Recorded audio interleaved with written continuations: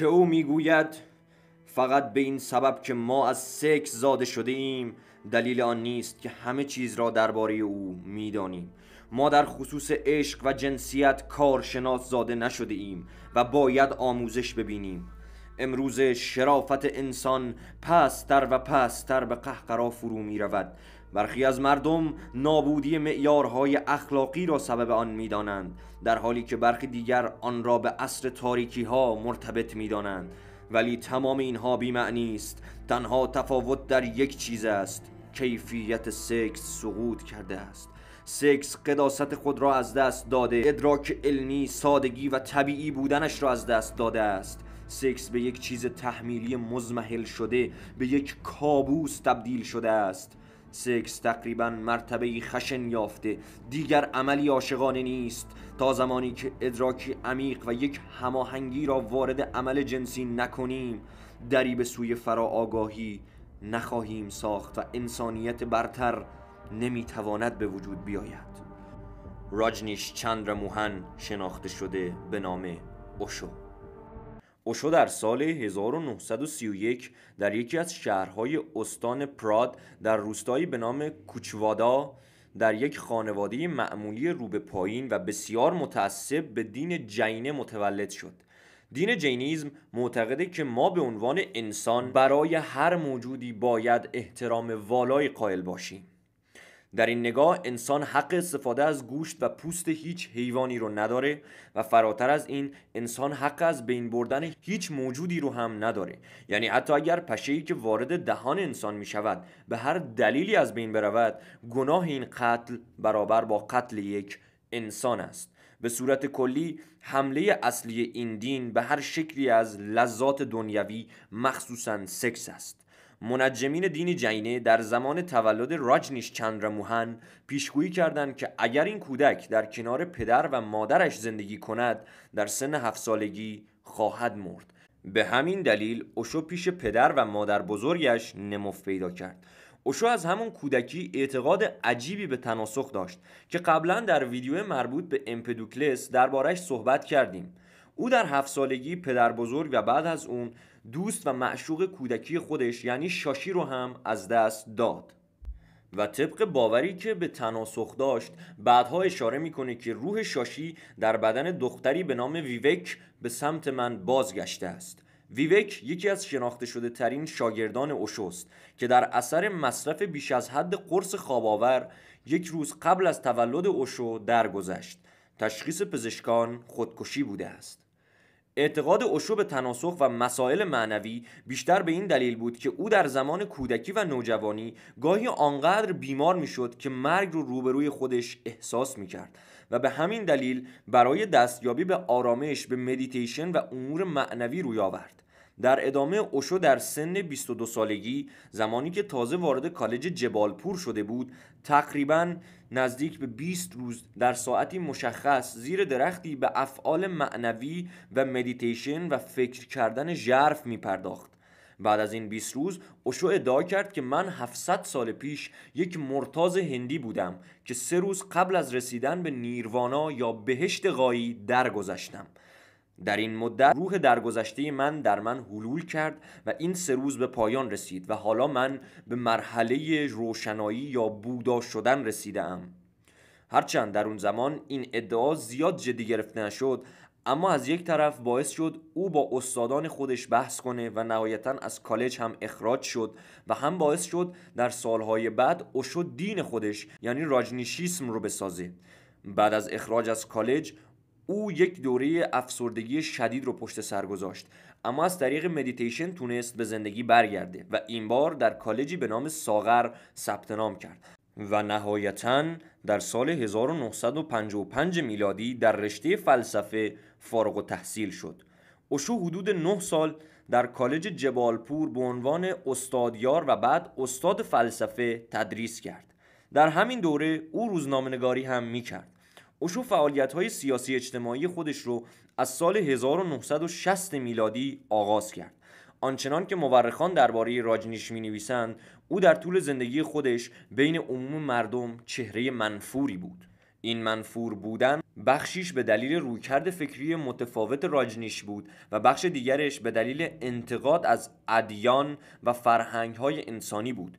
اوشو میگه ما انسان‌ها از فرهنگی 6 یا 7 هزار ساله زاده شده ایم و این فرهنگ‌ها از ابتدای حضورشان شروع به نقد خواسته‌های ذاتی و سرزنش انسان کردند. او میگه مشکل اینجاست که ما به جای مجازات کسانی که در حال گسترش چنین فرهنگ‌هایی هستند، حتی این افراد رو مقدس هم میدونیم. وقتی اشتباهی از پیروان این فرهنگ‌ها سر میزنه، ما شخص رو مقصر میدونیم. اما اوشو گفت بیایید برای اولین بار به جای سرزنش انسان، فرهنگ و عقاید جامعه رو مورد نکوهش قرار بدیم. اون وقت همه چیز درست میشه و شرافت انسان باز خواهد گشت. اما این عمل بدون شک نیازمند شجاعت زیادیه. اوشو منتقد گاندی نیز هست. همانطور که میدونیم تفکرات گاندی بر اساس دموکراسی و مهربانی بود. در مقابل اوشو درکی نسبت به دموکراسی نداشت. برای او فردگرایی مهمتر از جمعگرایی بود. اما انتقادات اوشو از گاندی کاملا بی‌پایه و اساس بود و بیشتر شبیه به پروپاگاندایی علیه روح بزرگ هند بود. بالاخره اوشو با انتقادات خودش نظر سیاستمداران و مذهبیون زیادی رو جلب کرد. او مجبور بود یا موضوع سخنرانی‌های خودش رو تغییر بده یا به عنوان دشمن ملت در فرم حل بشه. اوشو بهترین تصمیم رو گرفت و موضوع سخنرانی‌های خودش رو تغییر داد و بیشتر به موضوعات معنوی پرداخت. برای اولین بار در این دوره او از انرژی سکس در زندگی سخن گفت. در ادامه اوشو سعی کرد جامعه خاص خودش رو بسازه. او در شهر پونا به همراه شاگردان اولیه‌اش مکانی رو تأسیس کرد به نام آشرام که در اونجا اوشو شروع به تربیت شاگردان خودش کرد. نکات جالبی که درباره این معبد وجود داره اینه که آشرام لباس و قوانین مخصوص به خودش رو داشت. علاوه بر این برای ورود به معبد پول زیادی گرفته میشد که قطعاً از عهده قشر ضعیف جامعه بر نمی اومد و به همین دلیل اوشو رو در ادامه زندگی گوری به معنای استاد ثروتمندان می شناختند. و البته خود واژه آشرام به معنای جامعه عزلت گزیده است. اوشو در سال 1970 داینامیک مدیتیشن یا مدیتیشن پویا رو اختراع کرد که باعث شهرت جهانی شد. تا قبل از این اختراع مدیتیشن بیشتر به این شکل بود که شخصی در یک مکان ساکت تنها می نشست، بدون حرکت جسم از طریق تفکر پلیدی ها رو از خودش دور می کرد. اما در مدیتیشن اوشو تفکر دقیقاً به مرحله صفر میرسه و افراد از طریق تحرک زیاد به آرامش میرسن. مراحل مدیتیشن پویا اینگونه اتفاق میافتن: کشیدن نفسهای عمیق، سپس بالا و پایین پریدن و فریاد زدن و رقصیدن. از طریق اینها هیجانات جسمی تخلیه خواهد شد. در مرحله سوم شروع به ذکرگویی کنید و بعد به فرمان رهبر ساکت شوید و در مرحله آخر به رقص و پایکوبی و جشن گرفتن بپردازید. چرا؟ به دلیل رسیدن به مرحله نیروانا یا بودایی. راجنیش به دلیل بیماری دیابتش در سال 1981 به آمریکا رفت و 6 ماه بعد درخواست پناهندگی داد. البته برخی معتقدند این مهاجرت در واقع به دلیل فرار او از دشمنان سیاسی عقیدتی بوده است. باری او در آمریکا با 18 شاگردش دوباره جامعه اشتراکی خودشون رو بازسازی کردند که در اصطلاح به اون کمون میگن. اونها یک منطقه بزرگ رو در اوریگون شرقی خریدن و نزدیک به 30 میلیون دلار خرج کردند تا یک شهرک برای تربیت شاگردان بسازند. در همین ابتدا 4000 نفر به این شهرک آمدند. این شهرک پر از دیسکوها و رستوران بود. علاوه بر این در این مکان اوشو نظریه آزادی جنسی رو مطرح کرد. او به شدت ازدواج و مفهوم خانواده رو محکوم میکرد و ازدواج رو چیزی جز زنجیرهای مانع به رسیدن نیروانا نمیدونست. در این شهرک افراد هر چقدر که میخواستن میتونستن با هم رابطه‌ای فارغ از ازدواج داشته باشن. اما این شکل از آزادی ها مردم عادی منطقه رو به شدت آزار میداد. Because marriage is a bondage, a lifelong bondage. People should live naturally just like all animals live. No marriage, no divorce, no quarrel, no problem. Have you seen any henpecked camel. اوشو در این دوران باز هم منفورتر شد، رهبری منفور اما بسیار ثروتمند. اوشو در طول زندگیش در آمریکا 93 ماشین رویز رویز داشت و بیش از 1,000,000 دلار جواهرات شخصی و روشی فوق‌العاده برای درمان بیماری‌های روانی که باعث جذب شاگردان میشد. نکته قابل تأمل اینه که اگرچه بیماران در یک یا نهایتاً 2 جلسه کاملا درمان می شدند، اما به شکلی غیر طبیعی افراد شدیداً به راجنیش وابسته می شدند و تفکرات اون رو بیچون و چرا می پذیرفتند. در واقع نقطه ضعف فلسفه اوشو اینه که اوشو برای خانواده هیچ ارزشی قائل نیست و این شهوت پرستی که اوشو ازش صحبت میکنه اگرچه در ظاهر فوق‌العاده است، اما در طولانی مدت شاگردان احساس می‌کردند پاکدامنی و شرافت خودشون را از دست دادن و این موضوع باعث تشدید بیماری و افسردگی می‌شد.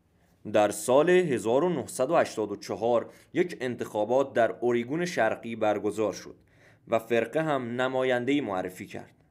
درهای آشرام که تا اون لحظه بسته بود برای اولین بار به روی مردم باز شد و تمام شهر برای شام به شهرک دعوت شدند. اما در این مراسم 700 نفر مسموم شدند و نتوانستند به رأی‌دهی برسند. دستیار اوشو سریعاً به ایتالیا فرار کرد. پلیس آمریکا هم به فرقه مشکوک شد و خیلی زود اوشو رو دستگیر کردند. در دادگاه اوشو همه چیز را به گردن دستیار خودش، زنی به نام ماناند شیلا انداخت. اما با دستگیری این زن مشخص شد تمامی فعالیت‌های فرقه یا دین به دستور مستقیم رهبر بزرگ انجام می‌شده است. در دادگاه اوشو به 10 سال حبس، اخراج از آمریکا و پرداخت جریمه محکوم شد. اما در نهایت او با پرداخت 2 میلیون دلار حبس خودش رو به شرط خروج از آمریکا در طی 4 روز خرید. در ادامه اوشو آنگونه که خودش ادعا میکنه 23 کشور درخواست پناهندگی میکنه که هر 23 کشور اوشو رو ریجکت کردن. او مجبور میشه به آشرام اصلی در هندوستان برگرده. با بازگشت استاد آشرام دوباره رونق گرفت، ولی هرچه گذشت بیماری اوشو تشدید شد تا حدی که او در سالهای پایانی عمرش تقریباً توانایی سخنرانی نداشت. اوشو نهایتاً در 19 ژانویه 1990 میلادی در پونا درگذشت. جنازه استاد نیز سوزانده شد و احتمالاً خاکسترش در رود گنگ ریخته شد. ما هم در اینجا زندگی نامه اوشو رو به پایان میرسونیم و در چند قسمت آینده به فلسفه او خواهیم پرداخت. ممنون از اینکه وقت گذاشتید.